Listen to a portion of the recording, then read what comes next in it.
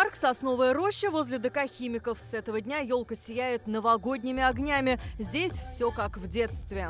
Ради детей и свое детство все время здесь. Я свое открытие всегда здесь проводила. Здесь очень весело, изменилось. Каток здесь построили, фигурки новые появились. Приходят сюда мамы, папы со своими детьми и вспоминают свое детство, когда они сами сюда еще приходили.